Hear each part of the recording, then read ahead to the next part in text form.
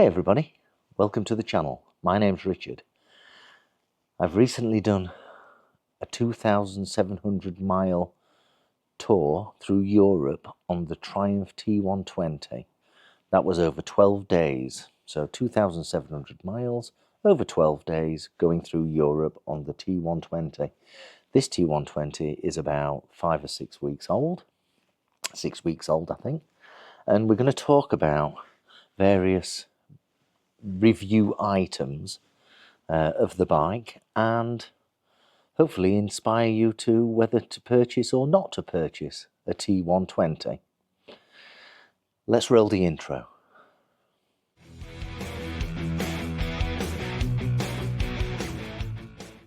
So, you may well want to go and get yourself a coffee because this may well be quite long. There'll be no motorcycle riding. This is literally dialogue to the camera to tell you some of the things that I've been thinking about regarding the T120 and helicopter going overhead. You can hopefully hear that. So you might want to stop it and go and get a coffee. This is aimed at those people that are thinking about buying a T120, be that brand new or be that second hand, and we'll take it from there. So I've got a few things just to talk about, of which you may or may not agree with me. And if you don't agree with me, please feel free to comment. Please feel free to comment. And we'll take it from there. So, as I said, 2,700 miles throughout Europe. Let's have a look at some of the things that I've noted. Let's start with the first one, the cool factor. So, generally speaking, this kind of bike does cause some attention, not a lot of attention, but some attention where people come up and have a look at it and start asking questions. People are generally interested in it because it looks so old, but looks so new. And that's a nice thing. It is what it is. I'd like to say that all the ladies are interested in it. Well, they are interested in it. The problem is, for me, the average age of that lady is about 73. So that is what it is. But the cool factor on this bike, I would suspect, is quite high.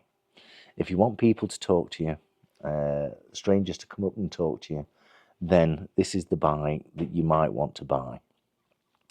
The sound of the exhaust, it's to die for. It purrs like a pussycat. It really does purr beautifully. And as you go through the tunnels over Europe, it really does thump out some noise from these beautiful sweet exhausts. This machine is completely standard. It hasn't been decatted or anything like that. In no particular order, next subject. Lights at night. It does have a halogen bulb. It's not an LED bulb. The halogen bulb is okay to good. The high beam is good. I rode it the other night back home through the countryside where there are no street lights. It was fine. It was fine. The light is okay. I'm sure that the modern LED lights that are available on the Tiger and things like that are much better. But generally speaking, they are fine. I don't expect myself to do too much riding at night on this bike, so it really doesn't affect me.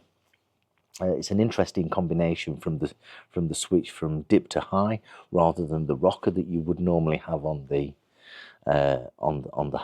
left side button configuration. You use the what I would call the flash button to change from dip to high to dip, etc., etc. So that's how it is. It's different, but it's easy to get used to. Next subject, suspension, front and rear. I weigh about 13 stone. I'm 5'10". I've got a 30-inch lay. I find that the standard suspension on this bike is absolutely fine and was fine riding through the mountains and the Alps of Austria, and no major problems. I don't find that the suspension on the front is weak. I don't find that the suspension on the back is flat. I just find it good. But I'm 13 stone. There will be heavier riders that may think that the rear suspension is a bit weak, or the front suspension dives down too quick. But I found it good. I found it good. And I have no intentions of changing the suspension at all. Next subject, the brakes. You do have to work the brakes.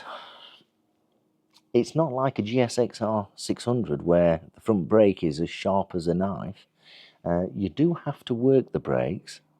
I found that when the brakes were wet, because the weather over in Austria was not great, when the brakes are wet, it does take half a second for them to dry themselves out and then act normal. Just something to be aware of, especially on the rear. I'm assuming that that's how the bike is. It's certainly how this bike is. You do get used to that.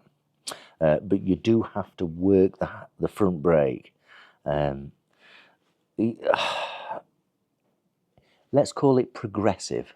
It is progressive. The harder you pull the lever in for the front brake, the harder it brakes. Yeah. But you do have to work on it. It's not like a GSXR 600 where you have to touch it and it slows down instantly. You do have to work on that one. Tyres.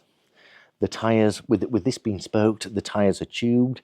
I had the fear whilst going around Europe that one of the tubes would give way. And then I had a thought and thought, well, tyres have come on immensely over the last 40 years, the length of time I've been riding.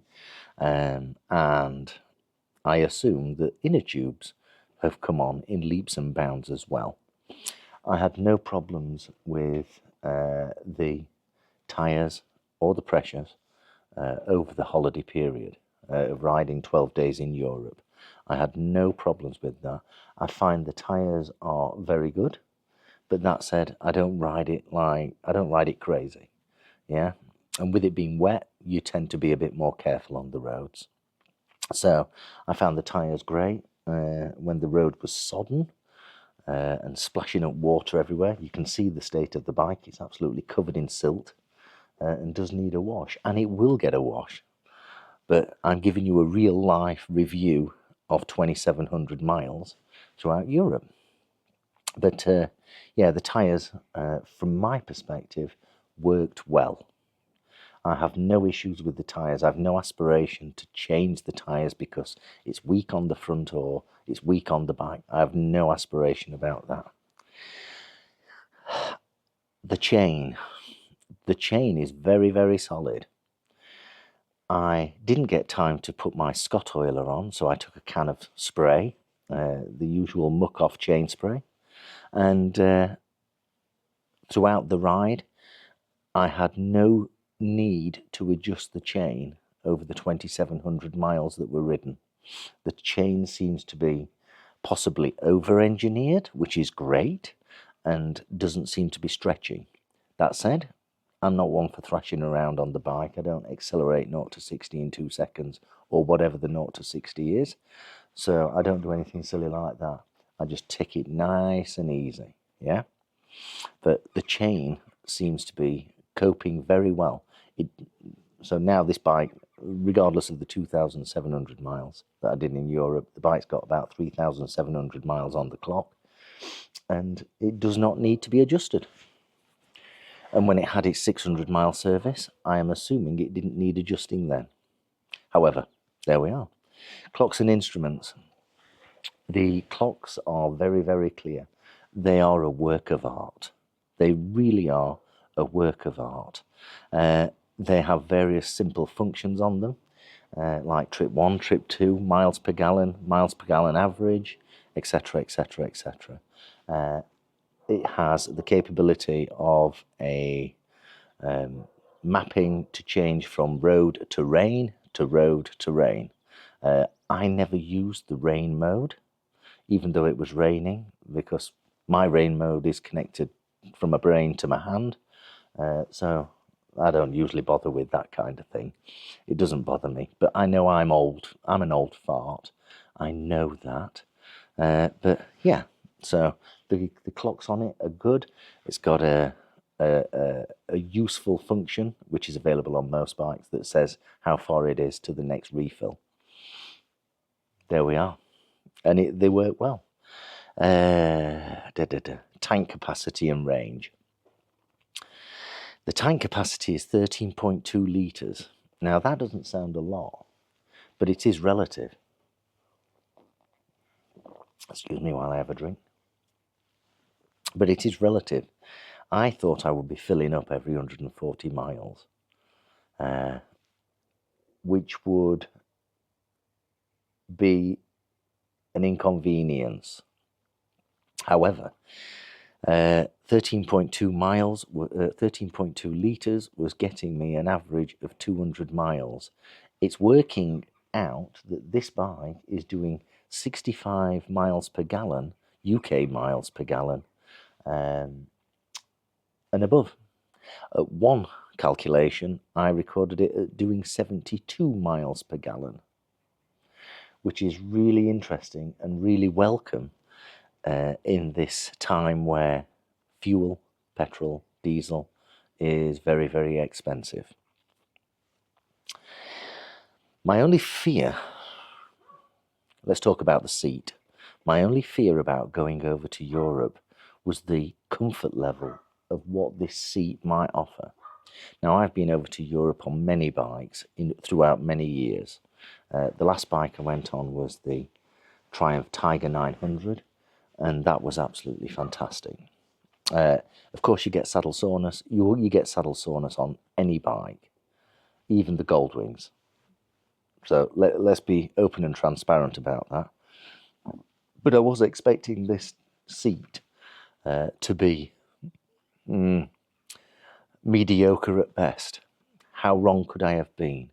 How wrong could I have been?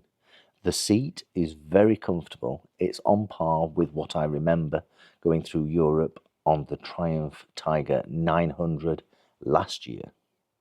I'm no more sore or no less sore than I was on the Tiger 900. So this seat, I would give a 10 out of 10. What's your thoughts about that? Leave the comments below. So we've done most of the A roads, travelling at 60 mile an hour. We did some motorway work to get from A to B quickly, but not a lot of motorway work, where we're travelling at 80 miles per hour, as per the speed limit over in Europe, or in whatever country it was. Let's talk about the handlebars and vibrations. The handlebars do not vibrate. I couldn't feel any vibration. I think they're great. As are the foot pegs, as is the remainder of the bike. There's not a lot of vibration out of this bike, even though it's got two 600cc pistons going up and down. I would have expected a bit of vibration, but the engine and the frame is really balanced well. No vibrations in the handlebars, no vibrations in the foot pegs, even doing 80 miles per hour. Absolutely fantastic. The side stand. The side stand is at a great angle. It's moving forward, so you're not fearing it's going to roll off the side stand. That's a good thing. And the side stand is long enough to not have the bike lean so far that you have to drag it off the side stand to get it vertical in readiness for riding off. So I think the side stand is just about perfect. Engine power. I forgot what the power output on this engine is, but it's got tons of torque. All the power is fairly flat from about 1500 RPM upwards. It's fairly flat. There's no power band or anything like that. It just flies. It's got enough power to restart a dead planet. It's got tons and tons and tons of torque. And that's probably why the gearing is so high in first and second. But the engine is a lovely, sweet, super smooth engine. It really is for a twin. It's super smooth. It doesn't expect you to be at 5,000 or 6,000 RPM. Being there is irrelevant. All the power is fairly flat, completely throughout the rev range. It's a great engine. And the mapping for this particular bike, and I'm assuming the Scrambler 1200 is different mapping, but for this, the mapping for this type of bike is absolutely fantastic. It's predictable, it's controllable. There's tons of power there. If you want to go really fast, that's not a problem. This engine has got tons and tons of power. The gearbox, it's a 6-speed gearbox. The first and second gear is high in its gearing ratio, and when you are riding around town, you're going to be using first and second gear. Sometimes you will pop into third and then you'll drop it back into second. You'll then pop it back into third and drop it back into second. When you're doing 30 mile an hour or less, I wouldn't bother changing out of second gear. There's no need for it. And when you stay in second gear, the exhaust sounds sweet and everybody looks at you, because it's beauty. It sounds absolutely beautiful and looks beautiful as well. Third, fourth and fifth are great for normal riding on A roads. When you get to about 55 mile per hour, I think that's when sixth gear comes into play. Anything 55 mile an hour and above, sixth gear, it feels more like an overdrive. So if you ride in the A roads, you'll never go into sixth gear. If you are going down the motorway at 70 miles an hour, 80 miles an hour, that's when sixth gear comes into play. Doing 80 mile an hour, I think it was just over 3,000 RPM. Just over 3,000 RPM, hence the no vibrations. It's a really lazy engine.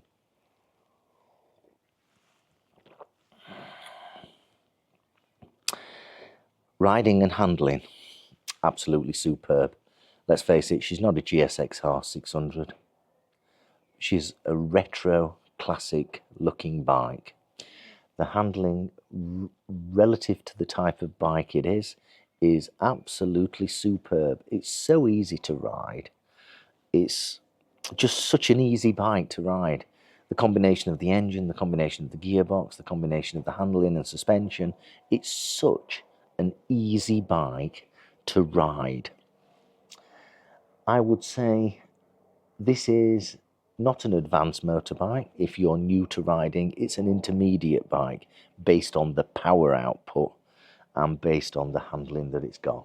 It's an intermediate bike. It doesn't need 10 years worth of experience to ride something like this. If you've just passed your test, after 6 months riding a 600cc, you could easily move up to this machine. Two up, I've had someone on the bike, it's just as powerful two up, and the handling is just as good two up. You know, the weight of the riders that were on it, including myself, were not overweight or anything like that. So therefore, the rear suspension and the front suspension handled beautifully. I feel no desperate need to change the suspension on this machine. However, I don't ride it as if it's a GSX-R 600. If I was riding it as a GSX-R 600, I would go and buy a GSX-R 600. There we go. I don't know if it's where I live or because of my age, but relative to the other bikes that I have, the insurance cost for this bike is low. This is the most expensive machine I have in my very small collection, and it is the second cheapest. The first cheapest being the RD350, but that's on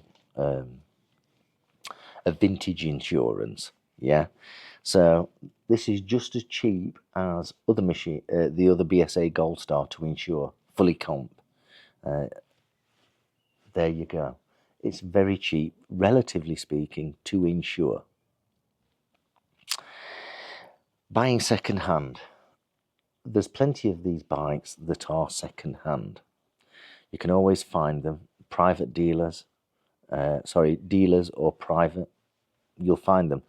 This is the kind of bike that someone buys and leaves in the garage, and after 3 years of ownership, it may have 1,900 miles on the clock, and that's okay. So I would call that a garage queen. Obviously, in 6 weeks of ownership of this particular T120, I've put 3,700 miles on it in total. And she's obviously not a garage queen to me, but I ride all the time, and I'm always taking her out and going into Wales and things like that. So I'm not too, fortunately, I have time to go and ride. And I know that a lot of people struggle with that because of the balances of work and home life and all that good stuff. I understand that. But there will be plenty of garage queens. I've seen this kind, the T120, from £5,500. So you could then think, do I want a second-hand one? Which will probably have all the service history.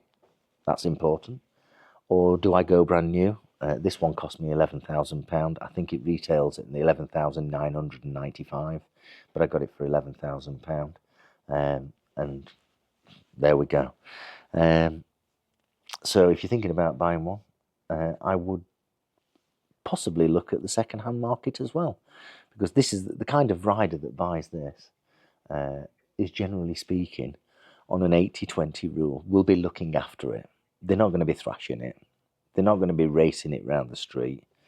They'll be chugging around the village and the city, just enjoying the persona that the bike offers, which is a really cool persona. I think that's about it. Do comment below if you've got any thoughts about any items that I've missed out. It's a great bike. If you're thinking about buying one, go to your local Triumph dealer and do a test ride and see what your thoughts are and see if it's the bike for you. I find it a lovely bike. It's lovely and comfortable.